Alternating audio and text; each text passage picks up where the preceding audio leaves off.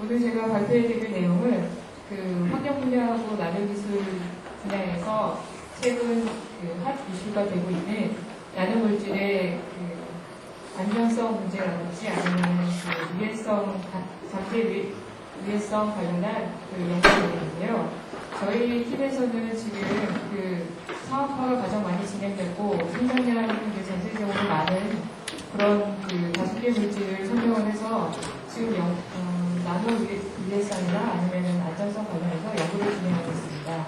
그 5가지 물질은 나노 파티클하고 플로렌하고 지금 제가 이제 보여드릴 MWCNT하고요. 그리고 SiO2, TiO2 이렇게 5가지 물질이 되겠습니다. 오늘 제가 이제 말씀드릴 내용은 지금 저희가 이제 과제를 진행 중에 있는데 일단 나노물질이 위해한가 안 한가를 판단하는 것은 상당히 신중한 문제이기 때문에 저희가 이제 아주 친밀하게 접근을 하고 있고요. 그와 관련해서 지금 연구가 진행 중인데 오늘 발표해드릴 내용은 중간 결과를 말씀드리도록 하겠습니다.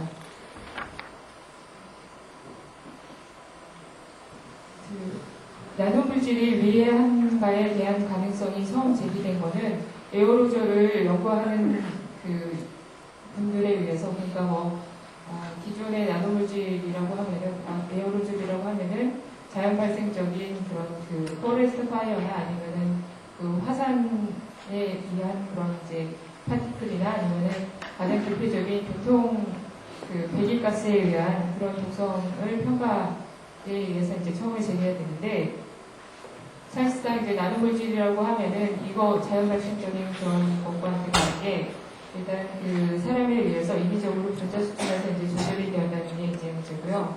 그렇기 때문에 그러니까 이런 나노물질의 주 목적이 기능성 향상을 위해서 기존 물질에 비해서 상당히 이제 어떤 효과를 내기 위한 그런 설계적인 부분이 많이 들어가 있기 때문에 이게 자연 발생적인 에어로졸에 비해서 상당히 독성이 높을 거라고 그렇게 얘기되고 있습니다.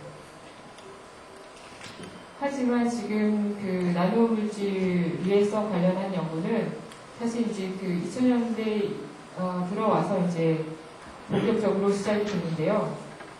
그러니까 2004년도 이후에는 이제 이거 관련한 논문 편수가 상당히 급증하고 있는 추세이긴 하지만 일단 에어로졸 관련해서는 상당히 이제 저희가 이제 나노 유해성 관련해서는 에어로졸 베이스에서 진행이 돼야 되는데 이런 부분들은 많이 진행이 되어 있지만 나노물질 관련해서는 전 세계적으로 사실상 중국이 이제 12개 정도의 이제 가이드라인을 가지고 있고 미국이나 영국 아니면은 이제 EU나 아니면은 일본 쪽에서 이제 처음 시작하는 그런 단계이고 아니면은 국제적인 조직인 ISO나 OECD가 최근 2006년부터 이제 이렇게 활동을 시작을 했습니다.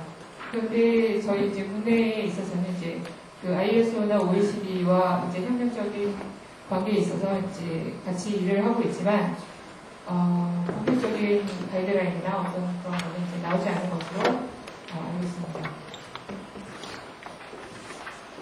제일 본 연구에 가장 오리지널리티를 이제 부여하려고 하면은 지금 제가 이제 보여드리는 이 표가 되겠는데요. 2004년부터 이제 상당히 급속하게 이제 논문 편수가 증가되어 가고 있다고 제가 말씀드렸는데 논문을 보게 되면은 이제 문제점들이 뭐냐면은 나노물질에 대한 사실 이제 가이드라인이나 어떤 평가 방법들이나 이것의 물성을 이제 인식하는 방법이나 모니터링하는 방법이나 아니면 독성 평가하는 방법 자체가 에어로졸이나 이제 기존 화학물질에 이제 베이스를 두고 있기 때문에 나노물질에 대한 특성을 충분히 보여주지 못하고 독성 평가를 수행하게 되고 있는데요.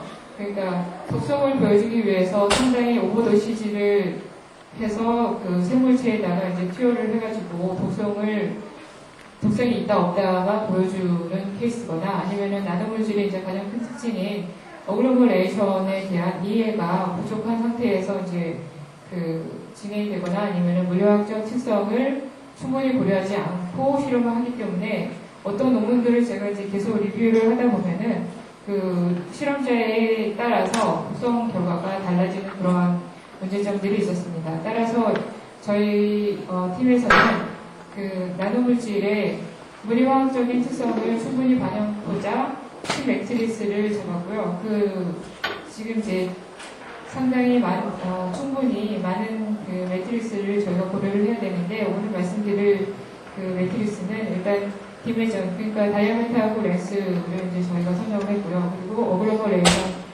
상태가 어떤지 이제 그 특성을 보여주고 그리고 표면화학적인 특성까지 이제 저희가 키 매트리스로 잡아서 오늘은 여기까지만 말씀드리고요. 그리고 또 한 가지 고려되었던 게 그 CNT를 제조할 때 사용되는 서포트나 카탈리스트에 대한 그 존재 여부도 같이 고려가 되었습니다.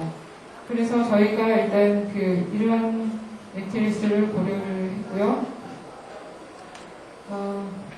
또 한 가지 이제 저희가 고려를 하는 거는 그 나노 입자의 분산성 문제인데요. 그러니까 분산성에 따라서 어글로머레이션이 이제 발생이 되거나 아니면 그것을 방지하기 위해서 기존의 그 연구들은 서브탄츠나 아니면 스타빌라이저나 그런 형태의 그러니까 분산성을 형성시키기 위한 화학물질을 사용해서 독성 평가를 수행을 했는데 사실 그렇게 되면은 나노 물질 자체의 독성인지 아니면은 케미컬적인 이펙트가 들어가서 그 독성이 발현된 거지 구분하기가 어려우므로 저희는 이제 이렇게 기존 연구들이 과소평가된 그 키 매트릭스를 선정하고 그리고 다른 케미컬들을 배제한 상태에서 수행을 함으로써 이제 저희 연구의 이제 오리진 나레티를 이제 확보하고자 했습니다. 지금 보시게 되는 부분은 제가 이제 그 독성평, 나노물질의 제 연구의 이제 그 프로시저가 되겠는데요. 처음에 저희가 이제 했던 거는 CNT에 같이 이제 자재되어 있는 소매를 제거하기 위해서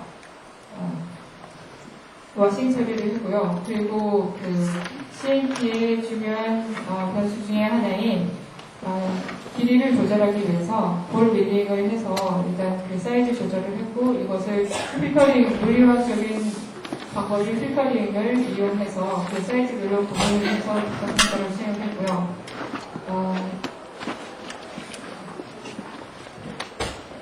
수행을 했고 이제 거기에 따른 특성화나 이제 독성평가를 했습니다.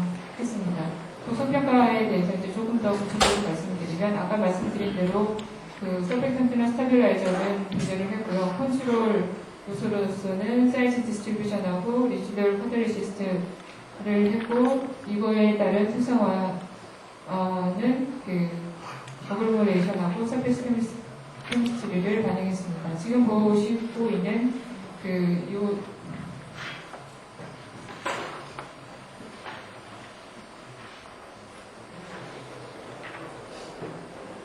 지금 보시고 있는 이제 이 사진은 그 인간의 그 모노사이트 셀 라인인 THP-1이라는 거고요. 이 셀 라인은 사실 이제 그 인간의 면역 체계와 이제 관련이 있는 그런 셀이 되겠습니다. 이것은 엔티티 셀 어세이를 사용해서 저희가 그 독성 평가를 했습니다. 저희가 선정한 그 물질은 그림에서 보시다시피 그 두 가지 타입을 사용했는데요. 이거는 이제 저희가 제조를 한 거 아니고 그 상업화가 진행된 그 시그마 알리치에서 이제 저희가 이제 구매를 해서 사용했습니다. 두 가지 물질은 사진에서 보시다시피 그 OD하고 ID에 있어서 상당히 이제 차이가 있는 거고 렉스에 있어서는 그러니까 지금 EDA 직경상으로 봤을 때는 그 2배 정도 더 높은 상태이고 렉스는 이쪽이 훨씬 더 긴 그런 상태이고요. 따라서 서페이스 에어리어도 이쪽이 이제 그 훨씬 더 높은 것으로 되어 있고 이 두 가지 물질을 같이 비교 실험을 했습니다. 표면 처리를 하게 되면 워싱 처리를 하게 되면은 이렇게 이제 그 원래는 사실 이렇게 CNT 표면에 이렇게 덕지덕지 붙어 있는 것들이 있는데 이게 이제 깨끗이 워싱이 되고요. 보시게 되면은 이제 그 M65라고 하는 앞에서 보신